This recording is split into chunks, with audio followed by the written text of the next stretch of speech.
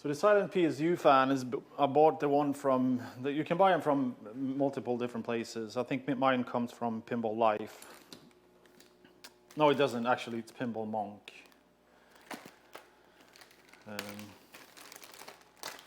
But I didn't get my freezers for the flippers, which is a bit unfortunate. So the fan is just, it looks exactly like the stock fan. It comes with slightly different screws. And there's a really weird ceremony when you remove the power supply that I can never remember.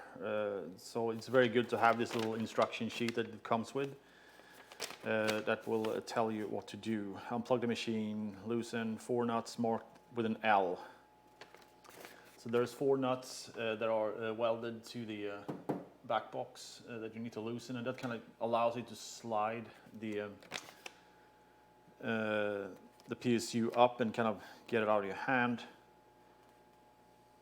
And you need to remove the 2 nuts marked with an R, and those are the nuts that holds the main kind of where the power comes in, essentially, to the machine. That cover, those screws need to come off entirely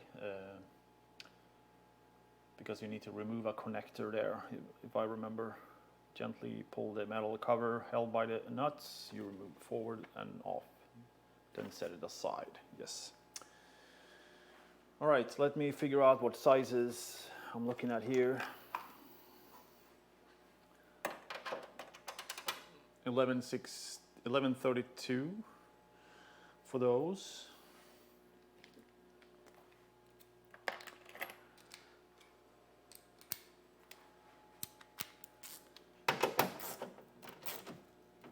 Oh, tight. Yeah, so they just need to be loosened because it allows you to kind of... No! Oh, crap. Oh, man. Yeah, so what happened there is that my driver slid out of my out of my screwdriver. So I'm going to have to find an alternative solution to what I was doing here, because I do not want to lift the back glass at the moment.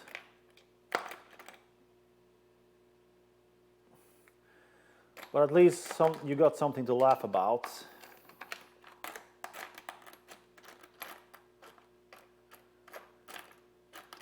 So, all right, so that's a pro tip, learning from experience. Hold on to your driver when you're working above the Sarlacc pits in the on the game. I should have another one of those little thingies. I don't know what they're called. The little bits that holds nuts. Is it in here? No. Oh, I did make a number on myself here, didn't I?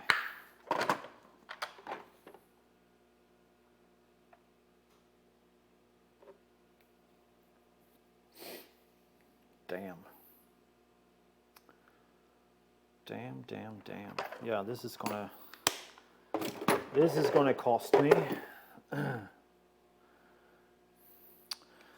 Yeah, I wonder if any of that is magnetic and if my magnet is strong enough. Because that is what I'm going to have to bank on, unless... Okay, so this is my backup plan.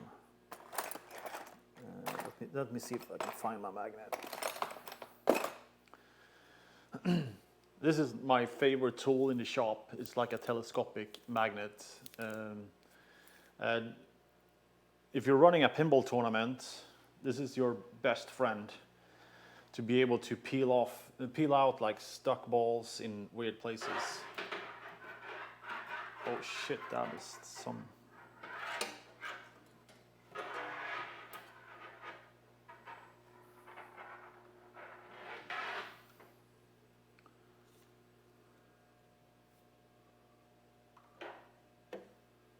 Oh, did it fall in the play field even? No? No, it fell in the bottom. It fell in the bottom of the cab, right?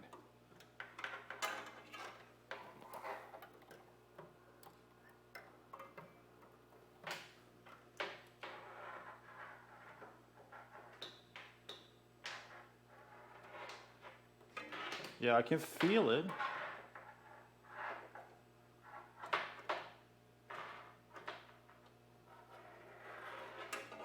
But it's not, no, it's not gonna cut the mustard. It is not going to cut the mustard. So, all right, so I have a little hand wrench here. Let me see here what size I'll happen to have in there. 3/8. It's not the right size. I'll need to find a smaller 1132.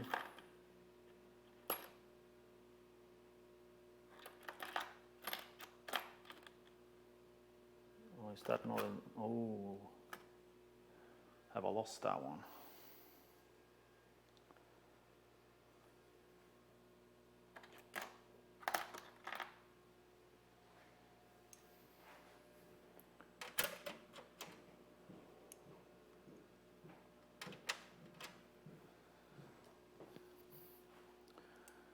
Yeah, this is usually what I do when I'm out here working on the games. It's just like I run around looking for tools. I don't know if anyone else is familiar with that. So this is going to be a little bit tough on the...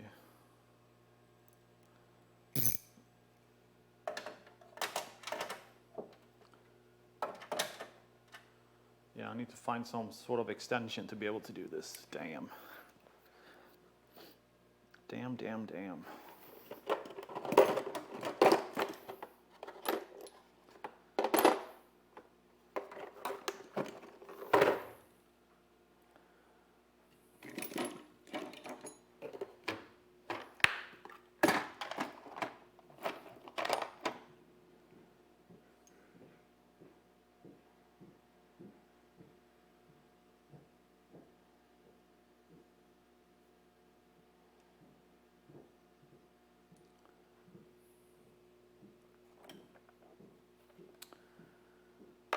I could not find an extension.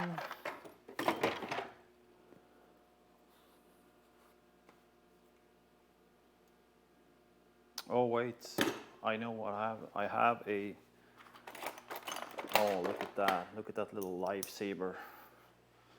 I had found this little toy screwdriver that I have. It has the worst handle. Basically cuts into your hand. Yeah, look at that. I can't even muster loosening this one up.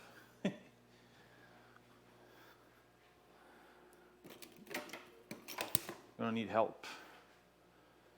Yeah, this is really ugly. Let's see if that is equally tight. Yeah, they don't want you to swap these fans at stern. That's for sure.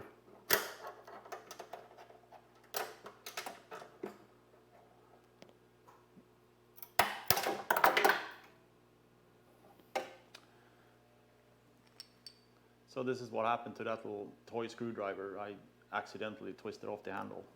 It's not my day today. Oh, and I've cracked plastic everywhere now. Jesus Christ, what an amateur. All right, that was that. At least you get something fun to watch.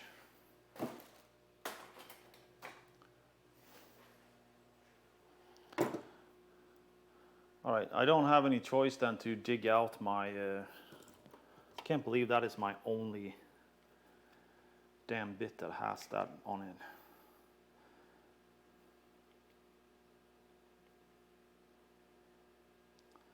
It needs to go from a quarter square to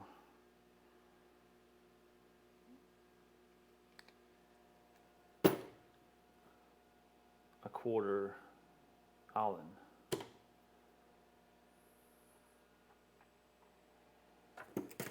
Yeah, that's it. All right, let's get it out.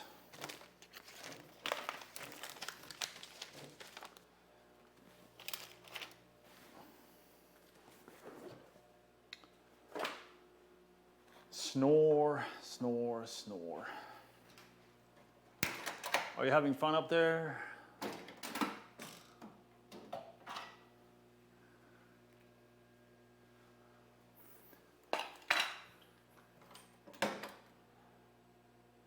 Yeah, so now I have cracked plastic all over my game as well.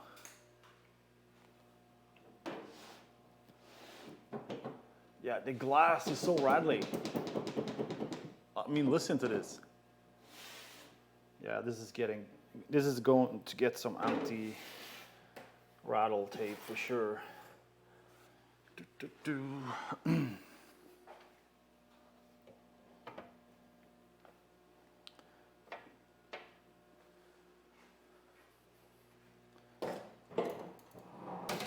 Oh, look at that, it has support.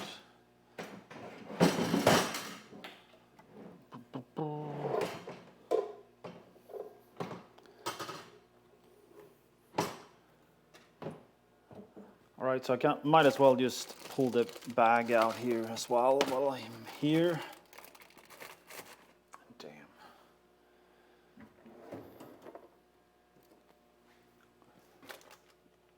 Pull the staples.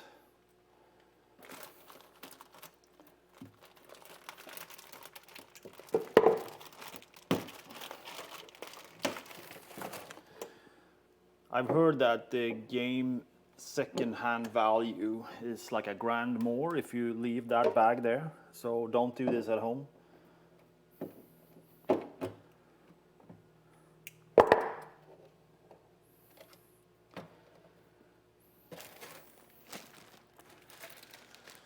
And the goodie bag, what does it contain? It has a... Wow, look at this. What the hell is that? So it's like Magna Lube.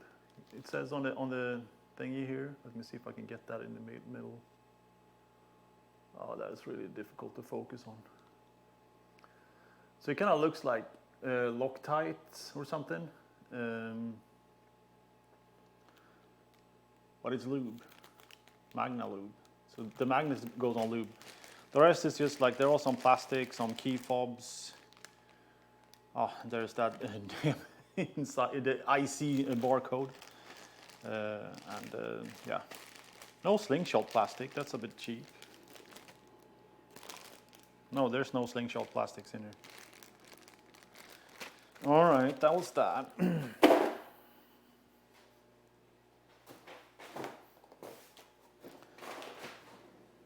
All right, damn, I pulled my mic here. Am I still online?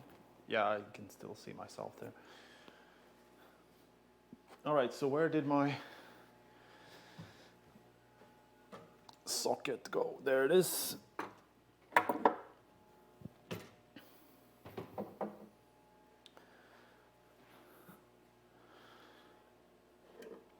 Yeah, so this is a quite impressive mech here. I don't know, can you see it? Yeah, barely.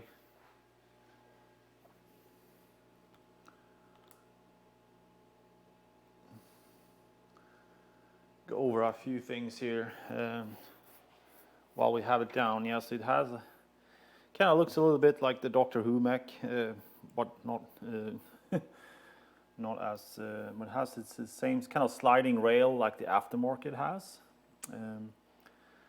Has a little engine there or a little motor, and this is the stern first for the last 15 years or so. There's a subway that feeds to the pop in the back there that pops the balls into the on top of the building. That is something that has been very forbidden in Stern games the last decade or so. So that's fun that they're reintroducing that. Besides that, it's not much that exciting underneath here. Looks innovative. I mean, they have the rotating kind of little. I want to say the vault. It's like the vault mech on Adams, very similar. But I think this has more features, I guess, because it has like drop targets and it has the spinner and a little ramp there that goes up to the Mecha Godzilla. Besides that, it's fairly standard stuff here.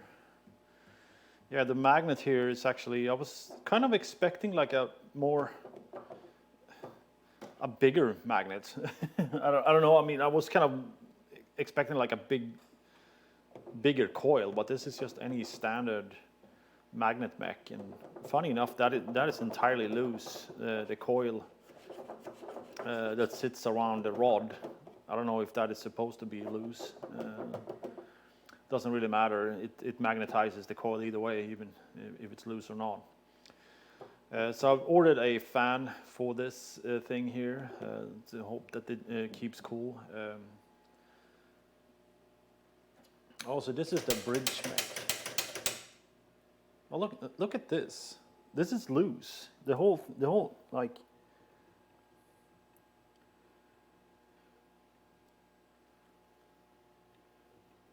That is not supposed to be loose. Yeah, it's not tightened to the play field.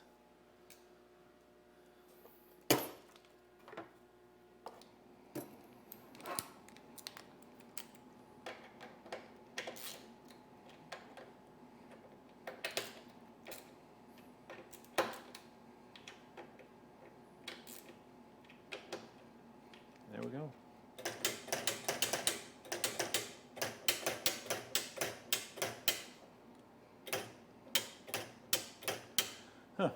Very simple mech, but it does its job for sure. All right, enough looking around here. If there's anything else you want to seem to, well, let me check the chat here.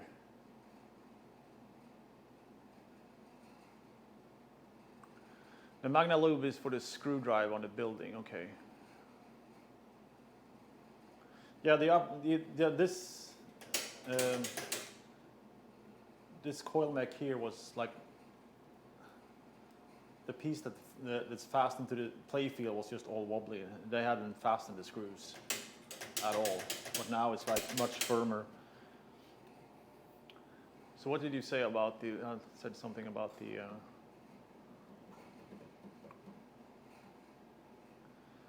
Tweak the subway. Am I going to make it feed more clean to the book?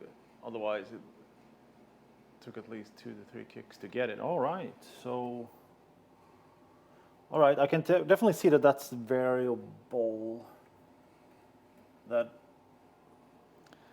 Because the Vuk is sort of, it's not entirely straight. It's kind of at an angle down there. I don't know. Yeah, you can't see that. I mean, yeah. So there's a little metal kind of regular kind of tunnel underneath there that feeds the ball, and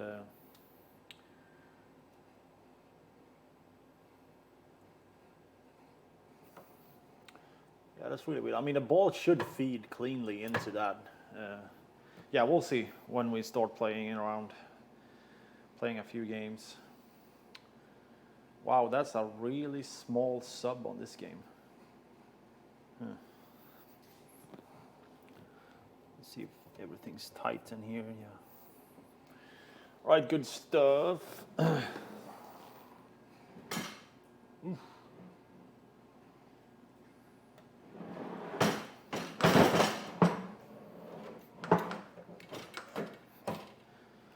Now there's something I didn't know. So the Mecha Godzilla, can you see that? Yeah, you can see that.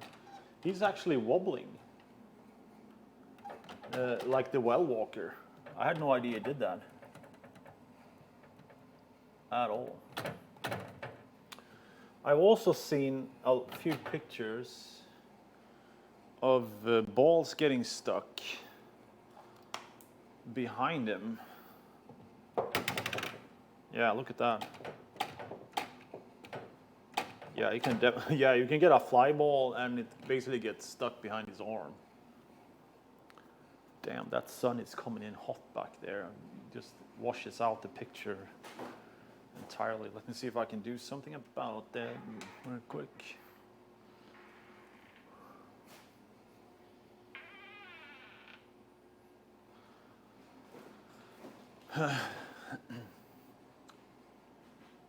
All right, that looks better.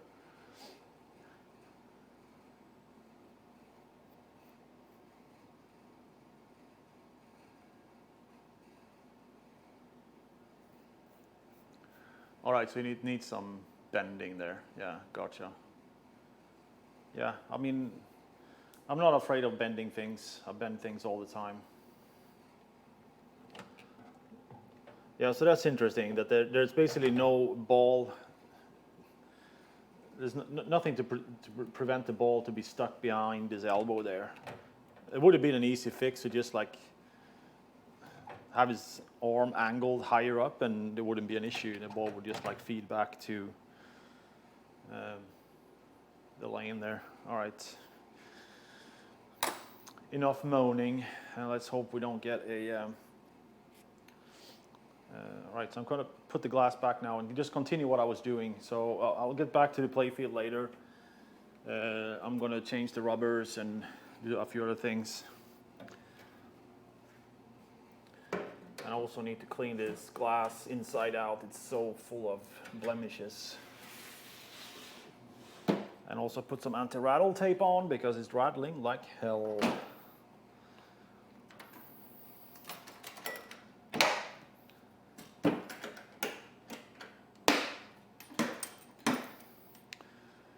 These things I use for the edges of the glass when I put it on my concrete floor. They're available on Pinball Life. Very handy. They're 3D printed. I'm sure they're available on Thingiverse. But it allows you to basically just slam the glass down in the floor and nothing happens. It's perfect.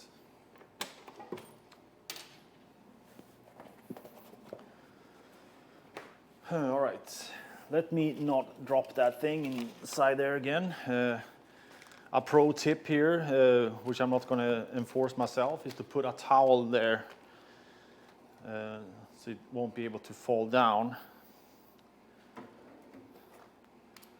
But I'm going to use my other pro tip that I've learned myself today, is to hold on to your driver while you're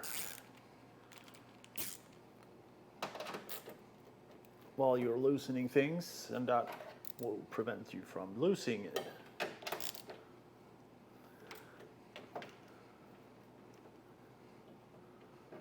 There we go. Yeah, same size bolts on the PSU cover there that you need to remove.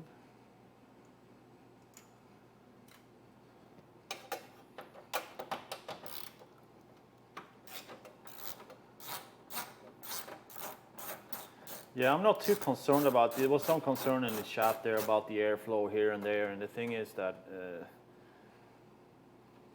the components on these power supplies are spec to run pretty hot to begin with. Yeah, I need to remove the cover first here. So I'm not super concerned with that.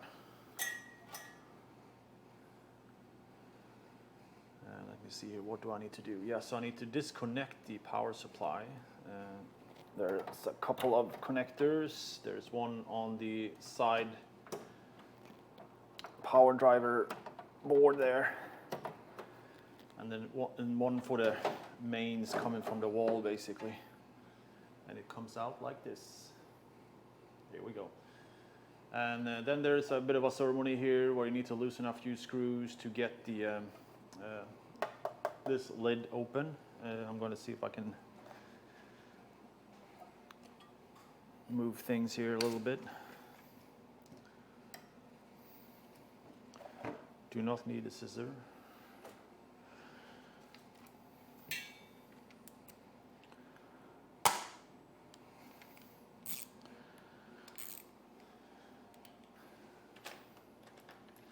I believe it's a standard Phillips screwdriver you need for these. There's the warranty label there. They don't want you to do this.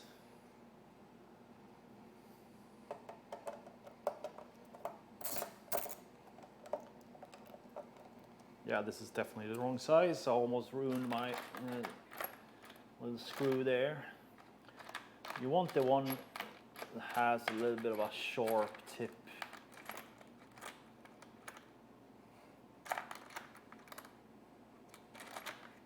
I know these have numbers on them.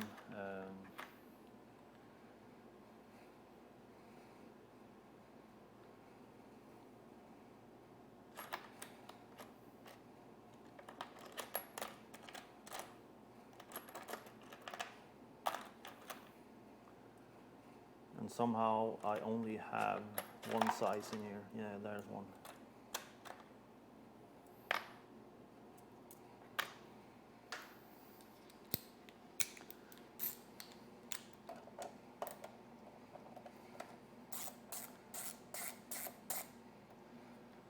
No, this is definitely not the right size either, but it worked better anyway.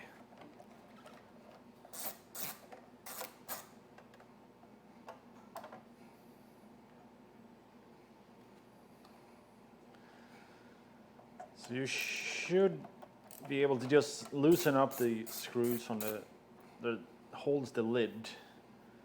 3 on one side and 2 on the other. You should be able to slide it open.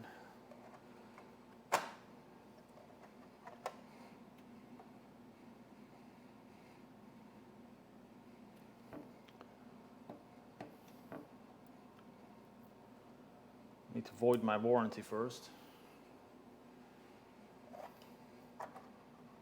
Somehow I forgot something here. Oh, there is a screw underneath the warranty. Oh, that's clever, Stern. So you really need to ruin your sticker.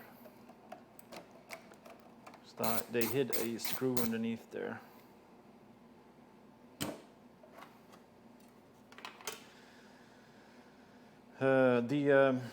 So this is usually what I do with these. The fan is kind of like, let me show you what it looks like in here.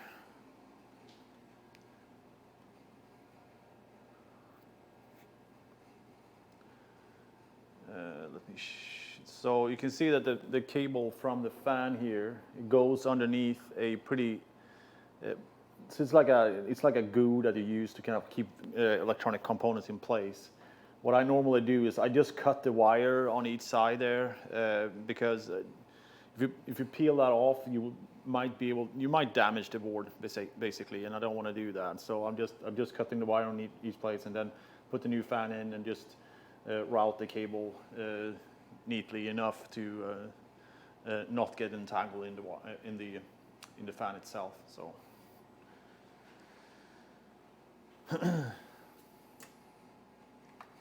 Yeah, I mean this power supply, I think it's like a fairly standard like arcade game. What does it have here? Like, it doesn't say the voltages, but I guess there's 5 volts, 10 volts, 5 minus 5. The standard stuff. This looks to have a little bit more juice. It might have an even higher one. All right, let's see what I was going to do here. Cut wires, and I'm going to screw the fan out first.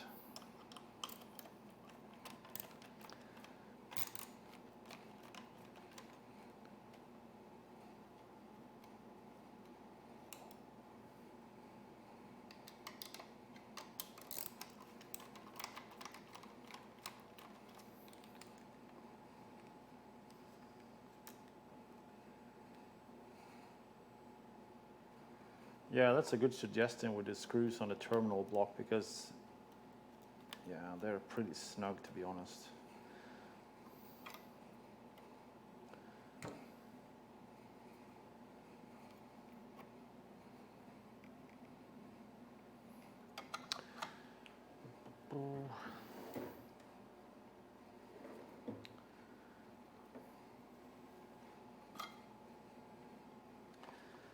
Just make sure to cut the right wire.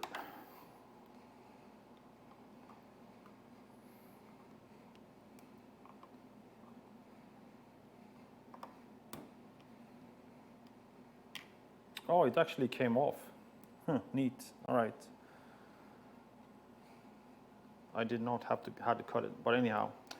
So another thing that you folks might not know is that the orientation of the fan, of most of the fans, when you kind of run them with the plus on the right or on the right lead, is the orientation, the flow orientation is always etched on the side of the fan somewhere. I don't know if I can actually show that here. Let's see.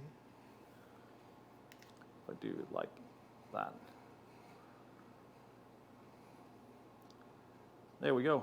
So there you see how the fan spins and the airflow. So the arrow up is the airflow, and the side arrow is the direction of the fan, right? And this is the new fan, but it's the same. It has a similar marking on the old one. And as with most power supplies, you want the air to come out of the power supply, right? So the arrow needs to point out.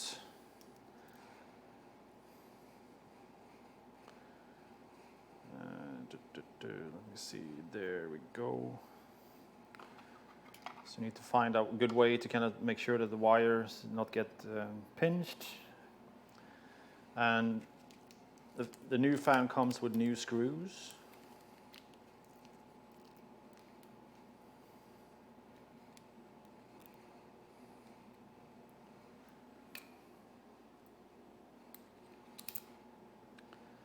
They're slightly different.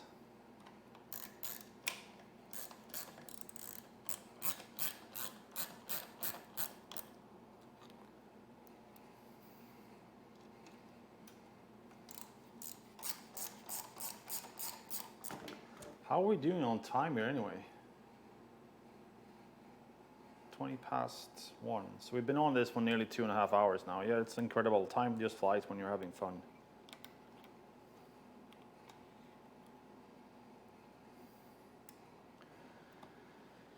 Yeah, make sure to get that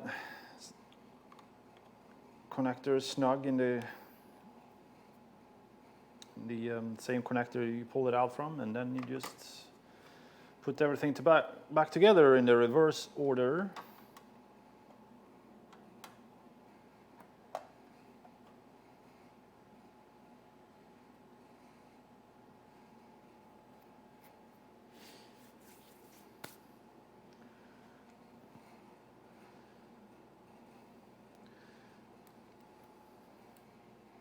Yeah, maybe Pinball, who makes these fans, or is a Canadian, who knows?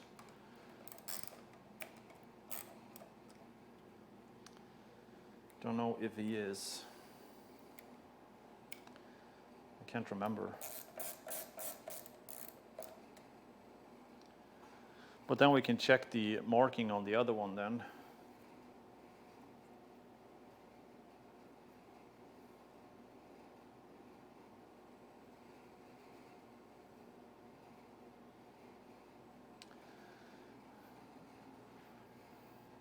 So this is the old one that I cut out. Let me see if we can find it. As you can see, it says CE at the bottom there as well. I don't know if anyone can read if there's a UL marking on there as well. There's a lot of symbols there.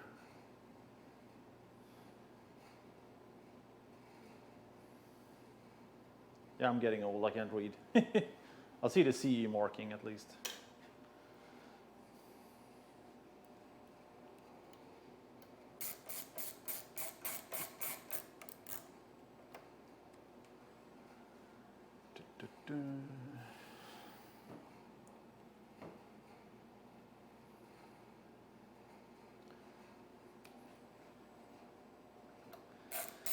All right, so once we get the power supply in,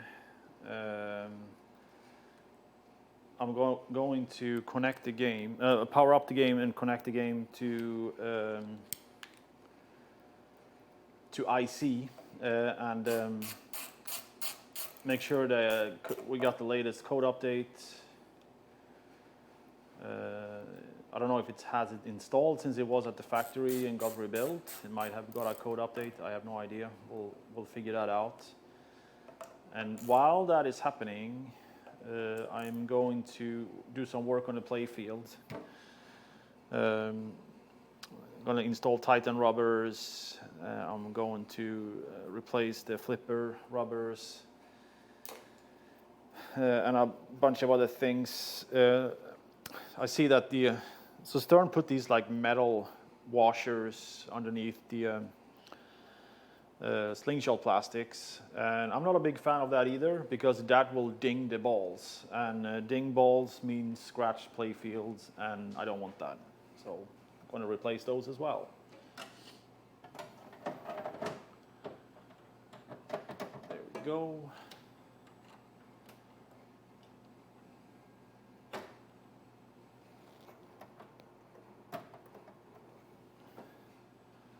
So making sure to connect everything that you pulled apart. Also very important to make sure is that there are no pinched cables.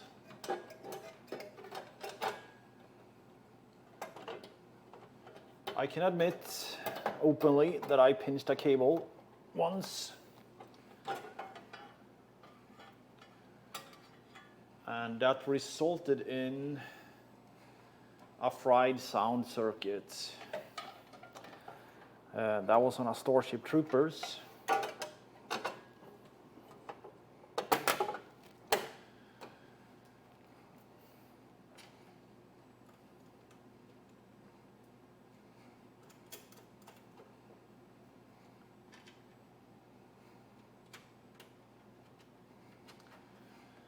But I was lucky as hell that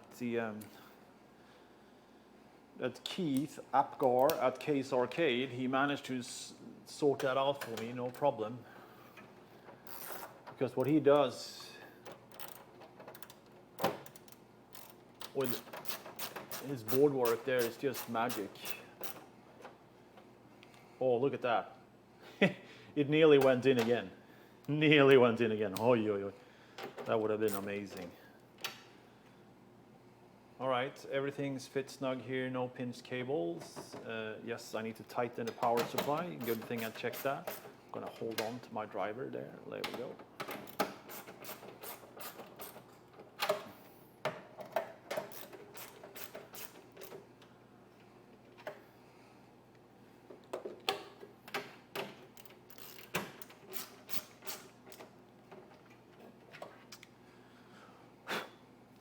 All right, there we go. I am going to close this up.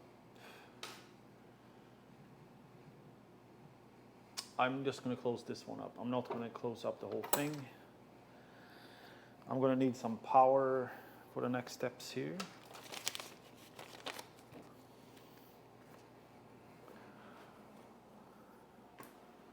Yeah, I'm still going to need this, I think. Cheers.